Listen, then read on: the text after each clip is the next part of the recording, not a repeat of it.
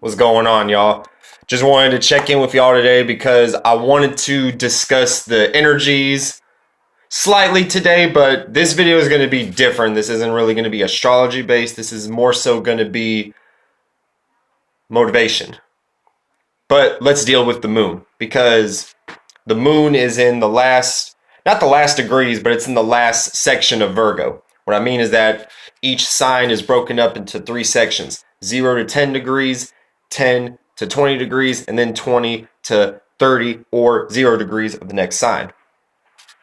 And each section, now they're called nakshatras technically, but they're really just different sections of the sign. They're the different characteristics and personalities of the sign. So the moon's in Virgo. So this is the last section of Virgo. So the way that you look at this is you look at Virgo. So the next earth sign is Taurus.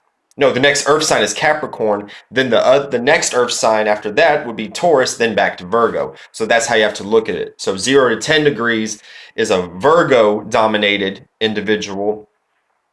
Excuse me. 10 to 20 degrees Virgo is the Capricorn side of a Virgo. So this may be a more harder Virgo. This may be a more stern Virgo and extra criticizing. And then lastly, you have the 20 to 30 degree. This is the section of Virgo we're in right now. In Taurus, not in Taurus, but the Taurus section of Virgo, the Venusian section of Virgo. So this almost could play out energies of the moon being in Taurus because we're in that section. And the moon is exalted in Taurus. So slight over extended energies of analyzing, excuse me, may be playing out. You may analyze too much. You may suffer from what's called analysis paralysis. This is something I suffer from sometimes, especially when you're into a particular topic or a field or a business or whatever, and you're trying to do as much research as you can to perfect yourself, because Virgo deals with the energy of perfection. This is where you get analysis paralysis from. Especially since we have the sun in Aquarius, which deals with, information in and of itself, and also internet. So in this time, try not to overwhelm yourself with too much research on the internet and everything, because you may burn yourself out. Be very careful. So really, at the end of the day, when it comes to Moon Virgo, really what we just got to do is we just got to make sure that we don't overreact, and we don't criticize ourselves, and we don't get too down on ourselves if we feel moody about something that we think is maybe our fault or has something to do with us or something along those lines. So just be aware of that and don't fall into that energy. And another way to look at Virgo itself is that this is the feminine side of Mercury. This is the dark side of Mercury. Not in a bad way, but just like the negative yin aspect. So the masculine aspect is Gemini, the talkers, the social butterflies. But Virgo is like feminine communication. These could even appear to be more like soft-spoken people or introverted people, but still communicative.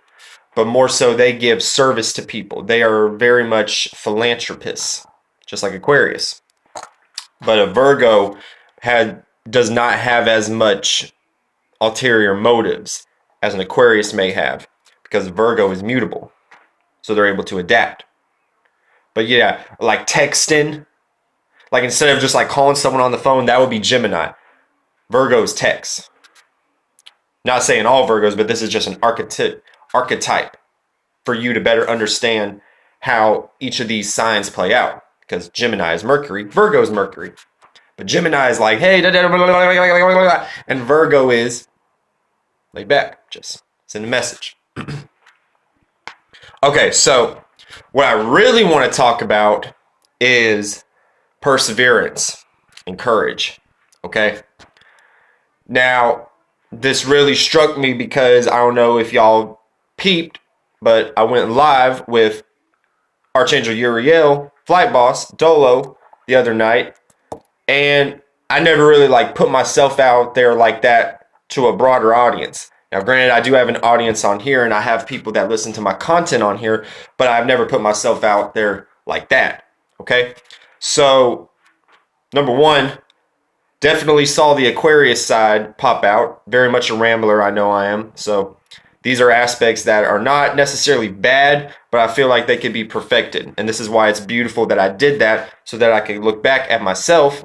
And also, while I was giving knowledge to y'all, I could see things that I could have perfected on at the same time.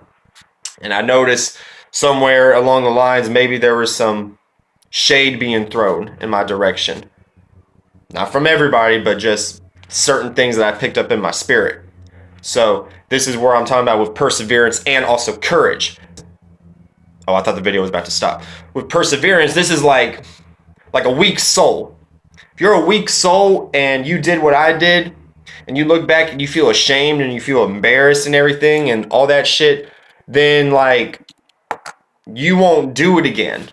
Or if you want to do it again, you're not going to have enough like a muscle, internal muscle to be able to keep going. See, that's the difference, is that I have internal muscle. I mean, I'm physically strong too, but I'm mentally and spiritually strong too. And I do cry a lot. I'm very emotional. My moon's in Cancer. But once the tears are gone, bro, it's just like shitting or pissing or whatever, or throwing up. You know what I'm saying? For Cancers, that's what it is. When you cry, you just like, oh, okay, cool, I feel better now. But this is why people don't like Cancers a lot, because then they throw their moods onto people and then they feel better. But then the other person that got the mood is like, what the fuck is going on? Like, I feel like shit. But yeah, so just a little note to Cancers, y'all got to be careful. So you got to be able to persevere and have courage. Now, if you are not the strongest spirit, that doesn't mean you can't get there, but you got to just like going to the gym, you got to work time and time again. You got to work on putting yourself out there a lot. Okay. I was a very shy individual growing up. I still have these aspects play out to this day of social anxiety and all this shit, which all this shit at the end of the day is really fake. And this is something that we all programmed in our head collectively, but it's there. So we got to work with what we got to do. Okay. So you got to persevere by going through experiences. Now, you don't got to motherfucking put yourself through the worst experiences of all time. You know what I'm saying? That'll get you there faster. But you do not even try to do that, because that's dangerous. That is very dangerous. And I do not advise nobody trying to put themselves in a situation to build spiritual strength so that there can be some sort of gain. Now,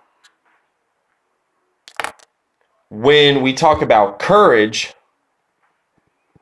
this is something that we all have at the end of the day. We all have courage, because when we're children, we don't care. And when we don't understand that we're already born with this shit, this is how we get lost. Because as children, we explore the world. We're taught to be timid, shy, to not do certain things because of a certain repercussion that may happen to us. So when you lack courage, you're just basically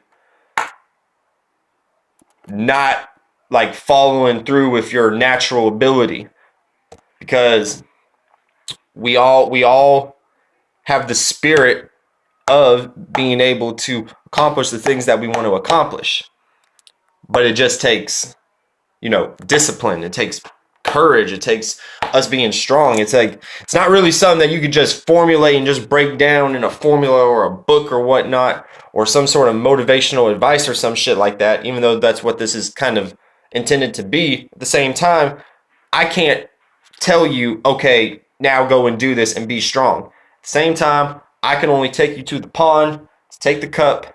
Now you got the cup, now go get the water and get you something to drink. I can't do that for you. I'm tired. Okay? I'm already doing my own shit.